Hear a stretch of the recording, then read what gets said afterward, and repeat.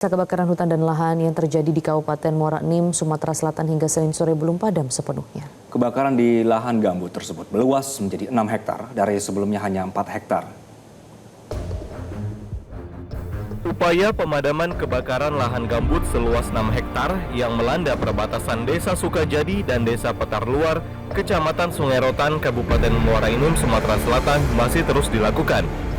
Hingga hari ketiga, dari 6 hektar lahan gambut yang terbakar, sebanyak 2 hektar titik api dan asap telah berhasil dipadamkan.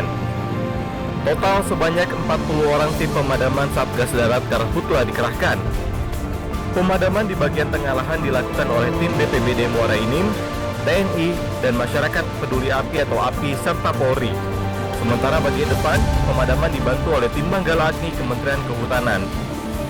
Untuk mempercepat proses pemadaman, Badan Nasional Penanggulangan Bencana atau BNPB melalui BPBD Provinsi Sumatera Selatan juga mengerahkan 2 unit helikopter untuk melakukan patroli dan waterbombing. Total hari ini sudah dilakukan 34 kali sorti atau penerbangan waterbombing yang masing-masing mengangkut 4.000 liter air untuk disiram ke seluruh area terbakar. Sejauh ini sudah kami upayakan 2 hektar pemadaman dari 6 hektar yang terbakar. Untuk hari ini sudah dibantu dari waterbombing dari BPBD Provinsi sebanyak 34 kali penyiraman.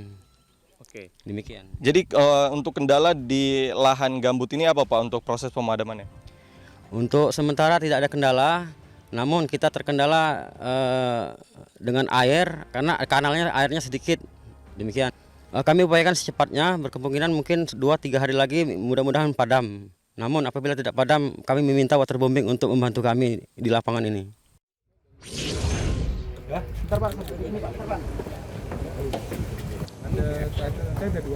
Operasi modifikasi cuaca di Sumatera Barat dalam upaya memadamkan bencana kebakaran hutan dinilai berhasil. Badan Penanggulangan Bencana Daerah dan BMKG memperpanjang operasi modifikasi cuaca hingga 31 Juli 2025. Keputusan ini berdasarkan hasil rapat evaluasi bersama terkait pelaksanaan OMC selama 5 hari berturut-turut.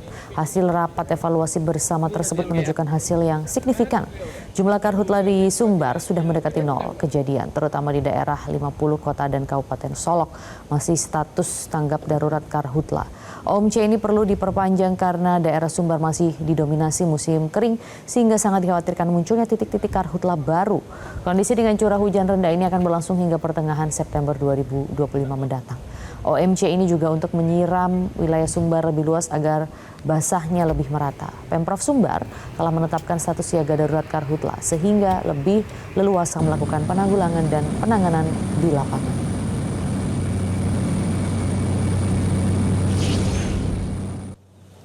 Penyidik tindak pidana khusus Kejaksaan Tinggi Bengkulu menyita ratusan ribu ton batu bara siap jual terkait dugaan korupsi tambang dengan nilai kerugian negara mencapai lebih dari setengah triliun rupiah. Lebih dari 100 ribu ton batu bara ini terletak di 2 stockpile milik seorang bos tambang batu bara berinisial B yang sudah lebih dulu resmi ditahan bersama 4 bos tambang lainnya. Selain menyita ratusan ribu ton batu bara, penyidik juga menyegel 3 lokasi stockpile batu bara dan sejumlah alat berat di kawasan zona ekonomi khusus Pulau Bayi, Bengkulu. Beberapa jam sebelumnya, Kejaksaan Tinggi Bengkulu juga menahan seorang pimpinan BUMN, yakni Kepala Cabang Sukovindo Bengkulu berinisial IS, yang ditahan bersama seorang bos tambang batubara lainnya, usai menjalani pemeriksaan selama lebih dari 14 jam.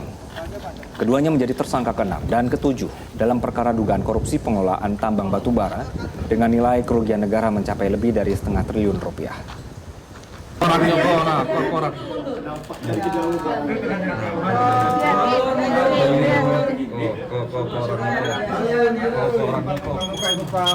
Jelajahi cara baru mendapatkan informasi. Download Metro TV Extend sekarang.